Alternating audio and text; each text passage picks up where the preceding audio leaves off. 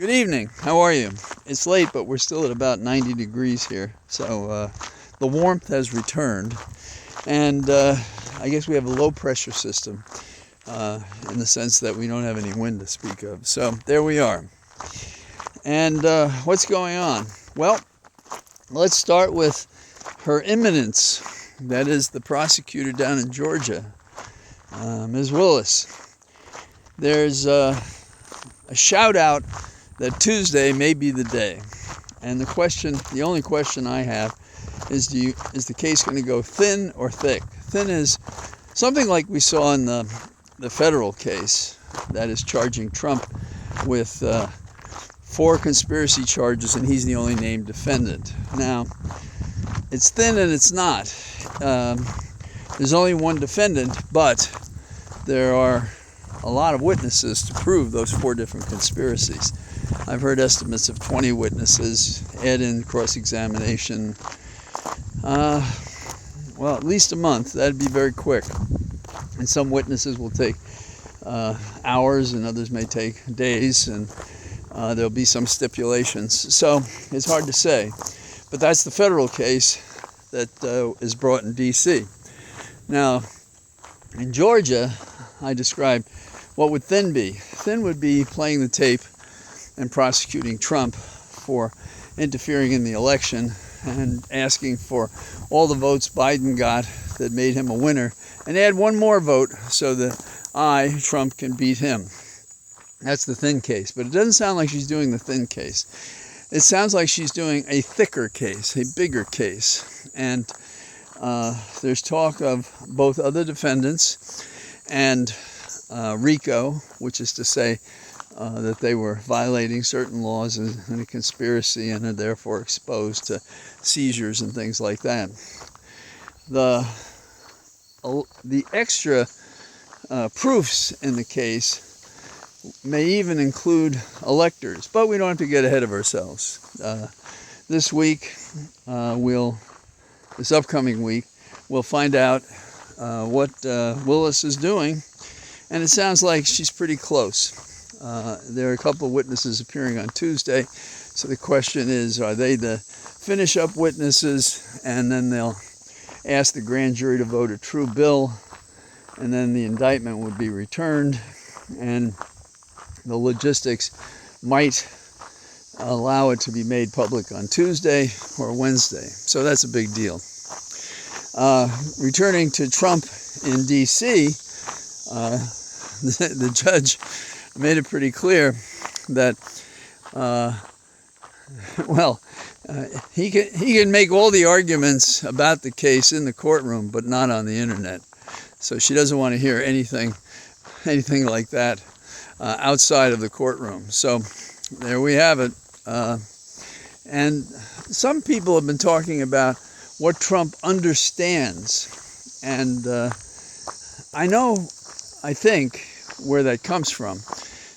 For example, does Trump understand what the judge told him when she said, we tried the case in the courtroom?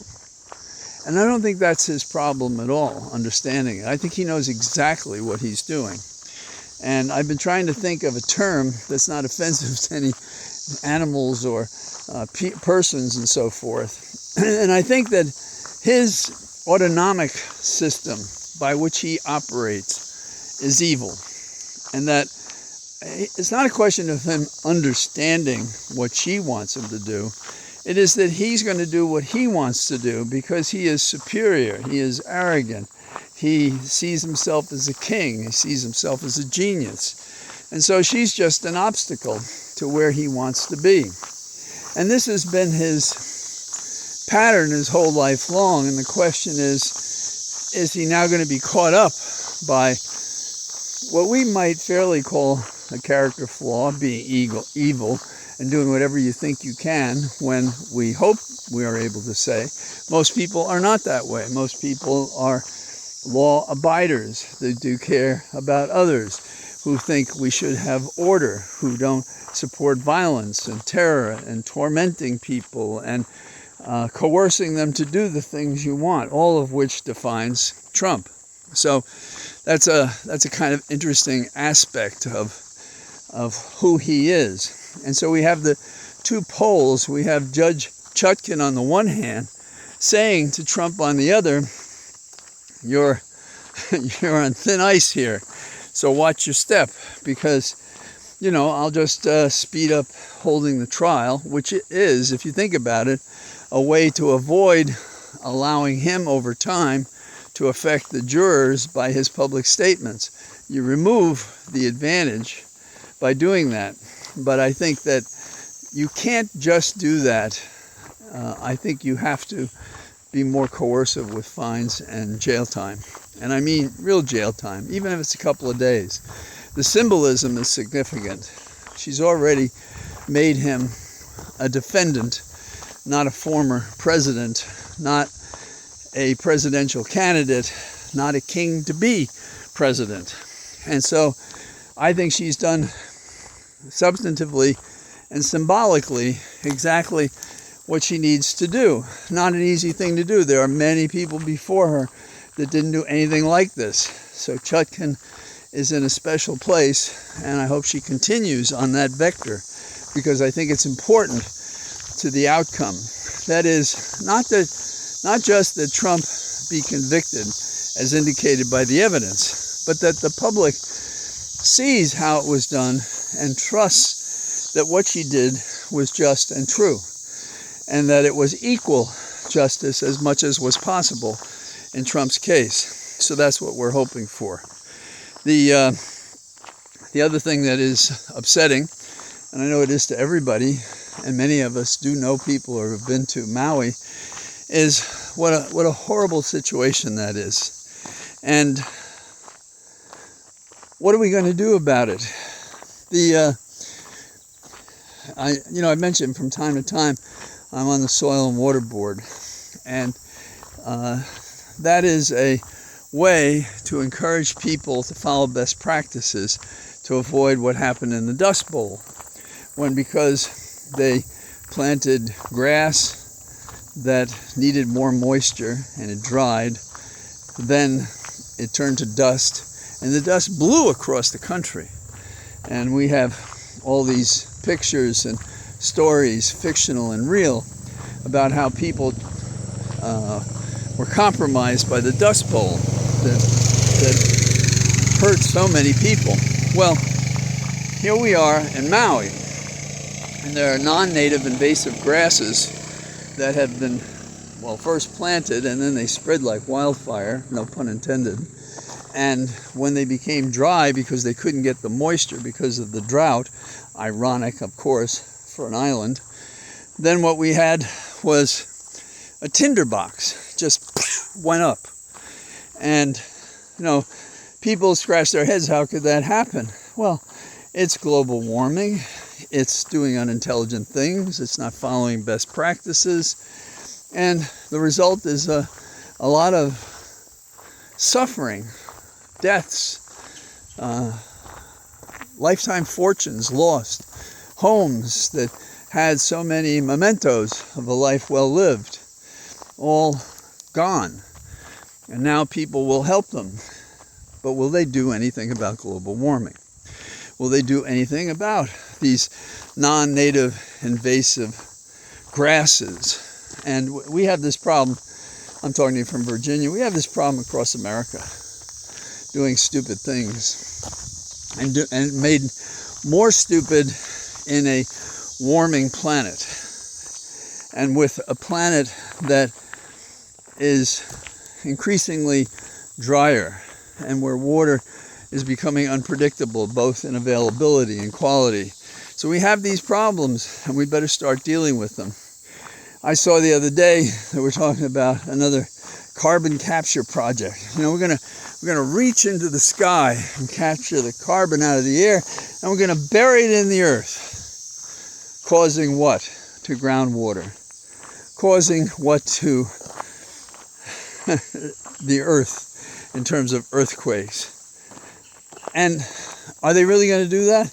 Well, it costs a lot, and they're not really going to do that. But if they did, it's insane. We should be using renewables. We should be doing the things that we know and are taught can make a difference. And then the last thing that I have on my mind is there's a movie out, I think it's called Painkillers. And I've only seen a couple of scenes about it. And I know the Sackler family had made some settlements for supplying oxycodone and other painkillers. And I have known doctors and patients who both administer and, in the case of the patients, need this pain. And so the section of the summary, the preview that I saw of this movie Painkillers, has someone saying, well, you know, there's pain and there's pleasure. There's a lot of money to be made in between those two. Well, you know, let's stop the music. Maybe they did that. But I can tell you from experience, and you may have had an experience yourself or in your family, it's not between pain and pleasure for a chronic pain patient, meaning someone who has hurt themselves in some way, their nervous system is broken, and they have, you know, just undying pain all the time. So for them, the difference is between pain and less pain. It's not between pleasure at all, because they have pains at 10, and it's a success for some when the pain is at 3 out of 10 instead of 10. And that is the American crisis. The second part is that our government is making it worse. Our government is reducing the availability of pain medication legitimately needed because, well, like to a hammer, everything's a nail. So you have laymen who may have never had any pain, don't know what it's about, and would cut it out. Now, whatever Sackler did wrong, whatever excesses they have, that's one thing. The same is true of doctors who deal, don't heal. But we have a very serious pain problem in America, and I've seen numbers as high as 100 million people with pain across a spectrum from acute to chronic pain. And so having a movie that says, oh, you know, it's just someone getting addicted, and what we want to give you is Suboxone, and that'll take care of your addict, your addiction. And that's not what it's about. What it's about is people build tolerances to the medication, which allows them to approximate a normally functioning person. Sometimes that good, a lot of times not close. So you don't want these people medicating for themselves with alcohol or methadone or whatever seems to help a little bit. And if you want to know where suicides come from, if you have this kind of pain, you will think about it, and many will act upon it. So my beef about a movie that will play into the belief system of Americans who think if you're taking anything from an aspirin up to oxycodone or something that you think is worse than that, then you're an evil person and you're a sick person. But you are sick, but you're sick with pain. And our system, our bodies, produces some pain medication, but not enough for what's happening to these people. And the older our society lives, the more likely this walking flesh, this walking thinking flesh that we inhabit is going to have problems. The thing that runs through the center of your body, your spine, and the nerve endings that travel in and out of those bones and that are squeezed as the bones themselves become compressed. These are terrible things if you're one of those people. And so we have to start getting smarter on so many levels. Politics, medicine, old age, individual rights and liberties to be who you are. And we're not doing that. We're not doing it. And there is so much Christian bullshit out there that appears to be a cover for people who enjoy to hate and don't want to be one with these people.